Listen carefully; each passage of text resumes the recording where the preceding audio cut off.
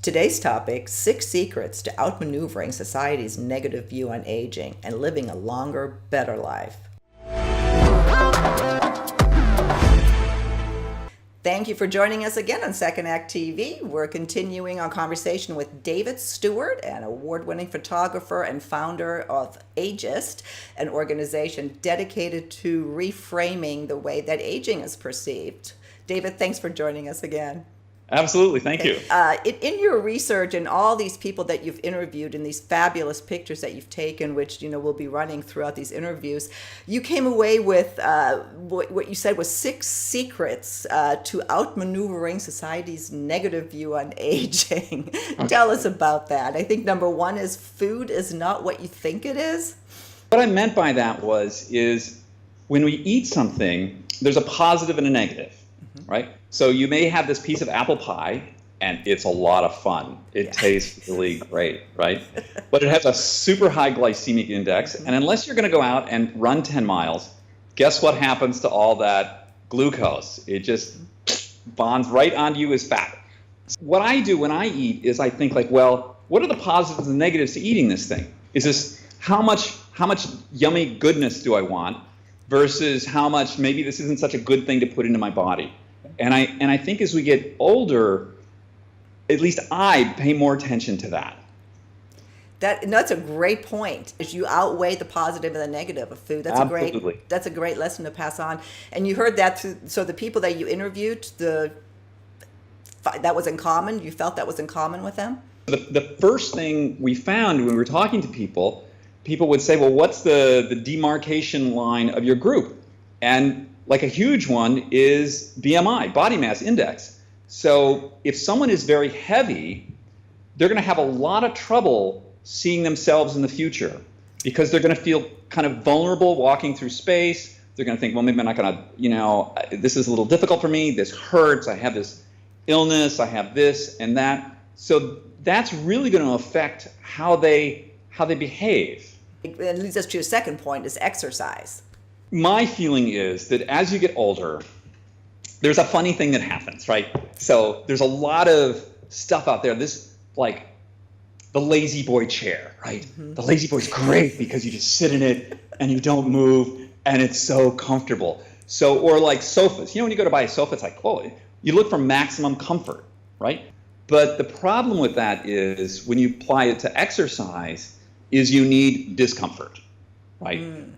Real exercise hurts. I'm sorry, it's uncomfortable. Yeah, that's how our body changes. But it's much more than what people think they're capable of, and it's applying load to the body. So if you want your bones to stay strong, put some weight on them. Yeah, exactly. Well, and to keep going, you had number 3, do not retire.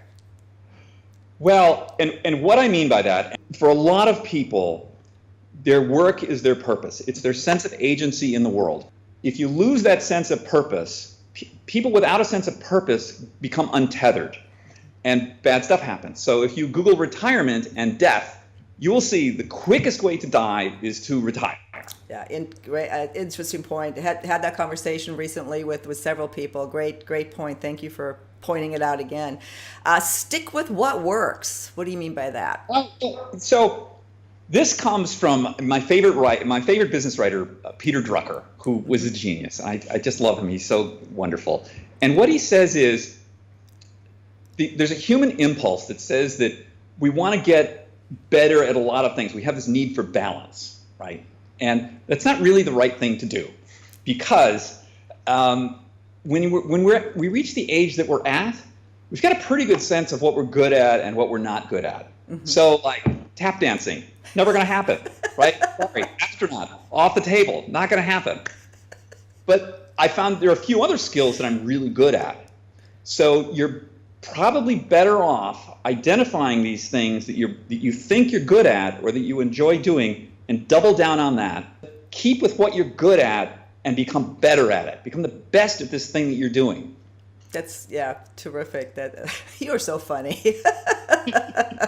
Okay, number 5, embrace the way you look. Well, if you don't like yourself, I'm sorry. You're going to have a bad day. right? It's really, we are who we are. We're the only people in the world that are like us. And we have these unique abilities, we've had unique experiences, and we look the way we do. And now, I don't personally have any value judgments about people who want to do whatever to themselves. I don't have any feelings about Botox. I don't have any feelings about coloring hair. I don't have any feelings about injections or plastic surgery, whatever you want to do. It's fine. It's really about, are you happy with who you are? And my personal feeling is that if you're taking care of yourself with these other ways, you're taking care of yourself, how you eat, you exercise, and you have a real purpose in life, the emphasis on, I got this little wrinkle up here, it's not going to matter. Well, I can tell you from somebody who has to edit herself constantly, I'm happier with just a little Botox. Right.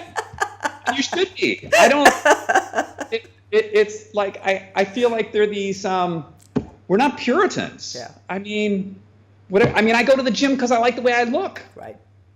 What's the difference? Right. Exactly. Right? Yeah. It's like wear nice clothes. But not the problem. But your point is you have to embrace the way you look because ultimately that's how you feel about yourself. Well, I think that the reality is we all age. I'm not going to look 35. It's not going to happen. Well, and a lot of that is the media has put that young look out there for so long that we try to aspire to, and that's changing a lot with what you're doing too. So kudos to that, and a lot of other photographers and brands out there that are embracing anything outside of a size 0 and 25 years or younger. So that's been a long time in coming. And then that brings us to the last point: recognize that the time is now. Well, statistics say that, for instance, if you're a woman and you're 50, your life expectancy is 94. Mm-hmm. So, but that doesn't mean you're really going to live to 94. Right. So stuff happens, right? And we know it from our friends and we see around, things happen. So if you have some kind of thing that you want to do or some change you want to make in your life, prepare, but don't delay. David, I just love the 6 points and the way you just explained that. It just really makes sense and in a very humorous and fun way. I mean, is that something that you found with these people? Did they have a great sense of humor? Some do. Some, they're purposeful. Mm-hmm. So they have a reason to get out of bed. I'll say they're not depressed, mm-hmm. and I think that. There's a gigantic burden that gets lifted by your mid-50s where you just say, stop sweating the small stuff. And by the way, it's all small stuff. It's all fine. It's really okay. We're gonna get through this. Well, David, thank you. There's lots more stuff I want to ask, and hopefully we'll talk a lot more, in the future because we do have, I think, very similar goals, and I certainly want to be supportive of yours. David, if anybody who wants to get in touch with you directly, sure. How can they do so? Well, we have a wonderful website, which is agei.st, and I would love it if you guys would go there. And then we have a little pop-up to sign for our newsletter. That people love our newsletter, and it provides a way of two-way communication for us. We send it out to you, and then people write back to us with comments on how they feel about that, and it really helps us keep our fingers on what people are interested in. Well, and people can contribute to all this research you're doing. Yeah, we'll definitely link you to your information and to your site. So thank you for joining us on Second Act TV. Thank you for the fun, and we hope to see you again soon on another episode of Second Act TV. Okay, bye-bye. Bye-bye.